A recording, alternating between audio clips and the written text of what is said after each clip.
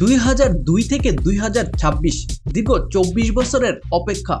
And Brazil are champions of the world. এই প্রজন্মের Brazil ফ্যানরা তাদের দলকে বিশ্ব চ্যাম্পিয়ন হতে দেখেনি, কিন্তু এবার বাতাস বদলাচ্ছে। এরই মধ্যে শেষ হয়ে গেছে 2026 বিশ্বকাপের ড্র, আর এবারের বিশ্বকাপে মিশন হেক্সা কিংবা ষষ্ঠ শিরোপা জয়ের জন্য বেশ ভালোভাবেই এগিয়ে রয়েছে ব্রাজিল।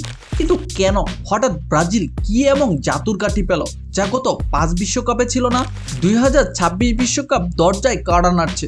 আমেরিকা, মেক্সিকো এবং কানাডার মাটিতে অনুষ্ঠিত হতে যাওয়া এই মেগা ইভেন্টের ড্র এরই মধ্যেই শেষ হয়ে গেছে, যেখানে সি গ্রুপে ব্রাজিলের প্রতিপক্ষ মরক্কো, স্কটল্যান্ড এবং নবাগত হাইতি। ধারণা করা হচ্ছে 2026 বিশ্বকাপে ব্রাজিল বনাম মরক্কোর ম্যাচটি হবে গ্রুপ পর্বের সবচাইতে হাই ভোল্টেজ ম্যাচ। তবে গ্রুপ পর্বের চেয়েও বড় আলোচনা এখন ব্রাজিল দলটাকে নিয়েই। গত কয়েক বছরের হতাশা কাটিয়ে এই দলটা এখন তরুণ এবং অভিজ্ঞতার এক বারুদ। আজ আমরা আবেগের বাইরে গিয়ে যুক্তি এবং পরিসংখ্যান দিয়ে জানার চেষ্টা করব কেন ব্রাজিল জিতবে 2026 বিশ্বকাপ 5 পয়েন্টে। Point number 1, the mastermind factor. Brazil তাদের গতানুগতিক ধারণা ভেঙে প্রথমবারের মতো ডাগআউটে জায়গা দিয়েছে সাবেক রিয়াল মাদ্রিদ বস এবং ইতালীয় মাস্টারমাইন্ড কার্লো আনচেলত্তিকে। আর এতেই যেন বদলে গেছে সব হিসেব নিকেশ। বিশ্বকাপের অন্যতম দাবিদার হয়ে উঠেছে ব্রাজিল। আপনাকে যদি প্রশ্ন করা হয় গত কয়েক বিশ্বকাপে ব্রাজিলের সবচাইতে বড় সমস্যা কি ছিল, এর সহজ উত্তর হচ্ছে নকআউট স্টেজে চাপ সামলাতে না পারা। আর এখানে আনচেলত্তি বিশ্বের সেরা, কেননা আমরা জানি তিনি চ্যাম্পিয়ন্স লিগ ইতিহাসের সবচাইতে সফল কোচ। বড় ইগো সম্পূর্ণ তারকাদের ম্যানেজ করা, হাই প্রেসার ম্যাচে ট্যাকটিক্যাল মাস্টার কাজ দেখানো, এটাই তার ডিএনএ। আর সবচাইতে বড় সুবিধা কি হলো জানেন? বর্তমানে ব্রাজিল দলের nucleus, Vinicius, Rodrygo, Militao, Endrick এরা সবাই রিয়াল মাদ্রিদে আনচেলত্তির অধীনে খেলেছেন। এদের মধ্যে বোঝাপড়াও বেশ ভালো। কালো বেশ ভালোভাবে জানেন কিভাবে এই খেলোয়াড়দের থেকে সেরাটা বের করতে হয়। বিশেষ করে বিনির কাছ থেকে কেউ যদি সেরাটা বের করতে পারে তাহলে সেটা আনচেলত্তি হবেন। তাই ব্রাজিলিয়ান জাগো বেনিতার সাথে ইউরোপীয় ট্যাকটিক্যাল ডিসিপ্লিনের মিশ্রণ ব্রাজিলকে এনে দিতে পারে তাদের ষষ্ঠ শিরোপা। Point number 2, the golden duo. এই মুহূর্তে বিশ্ব ফুটবলের অন্যতম সেরা উইং জুটি ব্রাজিলের হাতেই, আর তারা হলেন ভিনিসিয়াস জুনিয়র এবং রদ্রিগো। এই দুইজনের একজনও যদি জ্বলে উঠতে পারেন তাহলে তারা কি করতে পারে তা আমরা সবাই জানি। প্রথমে আসি ভিনিসিয়াস জুনিয়রের কথা। সে এখন আর শুধু সাইডলাইন দিয়ে দৌড়ানোর ড্রিবলার নয়, রিয়াল মাদ্রিদের হয়ে সে প্রমাণ করেছে সে এখন একজন কমপ্লিট ম্যাচ উইনার এবং ক্লিনিক্যাল ফিনিশার। বড় মঞ্চে জ্বলে ওঠা এখন তার অভ্যাসে পরিণত হয়েছে।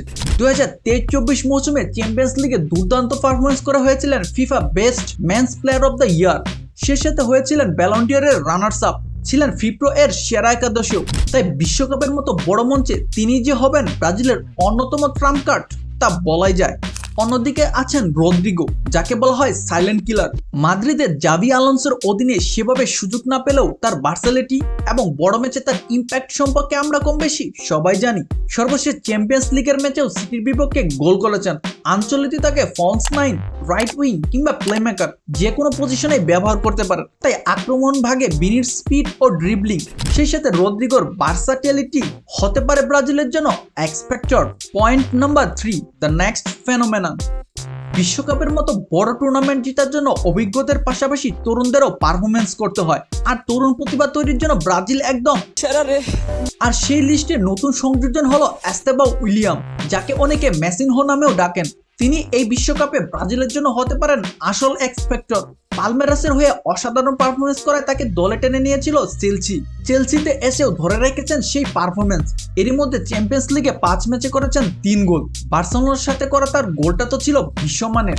2026 বিশ্বকাপে তার বয়স হবে মাত্র 19 বছর, কিন্তু তার খেলার ধরন যেন অভিজ্ঞতার মতোই। তার মধ্যে সেই কাঁচা নির্ভীক স্ট্রিট স্টাইল ব্রাজিলিয়ান ড্রিবলিং আছে যা অনেকদিন ধরেই ব্রাজিলিয়ান ফ্যানরা মিস করেছেন।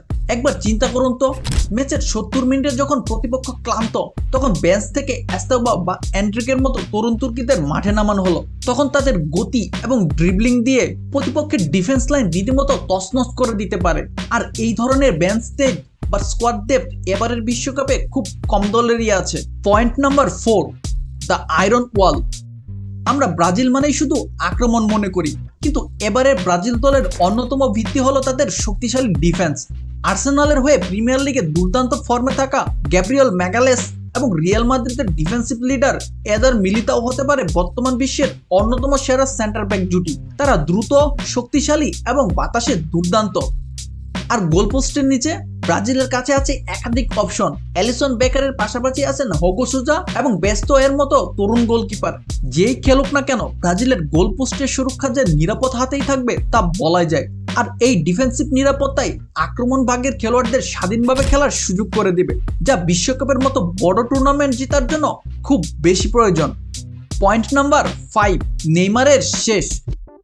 ড্র অনুযায়ী ব্রাজিল সি গ্রুপে মরক্কো, স্কটল্যান্ড এবং হাইতির মুখোমুখি হবে। মরক্কো গত বিশ্বকাপের সেমিফাইনালিস্ট, তাই তারা কঠিন প্রতিপক্ষ। কিন্তু এই গ্রুপ থেকে চ্যাম্পিয়ন হয়ে নকআউট স্টেজে যাওয়ার সুযোগ রয়েছে ব্রাজিলের সামনে, যে রাস্তাটি সহজ করে দিতে পারে নেইমার। 2022 বিশ্বকাপের পর অনেকেই ভেবেছিলেন নেইমার অধ্যায় শেষ, কিন্তু না, তিনি ফিরে এসেছেন তার শৈশবের ক্লাব স্যান্টোসে। ইনজুরির সাথে লড়াই করেই পারফরমেন্স করে যাচ্ছেন, কেননা তার লক্ষ্য একটাই, আর তা হলো 2026 বিশ্বকাপ। বেশ কয়েকবার নেইমার প্রকাশ্যেই বলেছেন এটাই তার শেষ সুযোগ, তার শেষ মিশন। 2026 সালের জুনে নিজেকে 100% ফিট করার জন্য এ মাসেই তিনি হাঁটুর একটি ছোট সার্জারিও করেছেন, যেন বিশ্বকাপের আগে কোনো ঝুঁকি না থাকে। তবে ব্রাজিল দলে তার জায়গা নিয়ে রয়েছে ধোঁয়াশা, কেননা আঞ্চলিকটি পরিষ্কার জানিয়ে দিয়েছে নেইমারকে দলে জায়গা পেতে হবে ফর্ম এবং ফিটনেস প্রমাণ করেই। তবে এই দলে নেইমারকে যে খুব বেশি প্রয়োজন তা আমরা সবাই জানি। চিন্তা করুন তো, বিশ্বকাপের মতো এক টাইট নকআউট ম্যাচে যখন দলে একজন জাদুকরের প্রয়োজন, তখন বেঞ্চ থেকে বা মূল একাদশে থাকা নেইমার তার শেষ রক্তবিন্দু দিয়ে লড়ছেন। এই মোটিভেশন ব্রাজিলকে কোন উচ্চতায় নিয়ে যেতে পারে? তো এক বিশ্বসেরা টেকনিশিয়ান কোচ, ভিনি রদ্রিগোর মতো প্রাইম ফর্মে থাকা তারকা, এস্তেবাওয়ের মতো ওয়ান্ডার কিড, এক দুর্ভেদ্য রক্ষণভাগ এবং সর্বশেষ এক ক্ষুধার্ত সিংহের মতো নিজের শেষ শিকারে বেরোনো নেইমার জুনিয়র।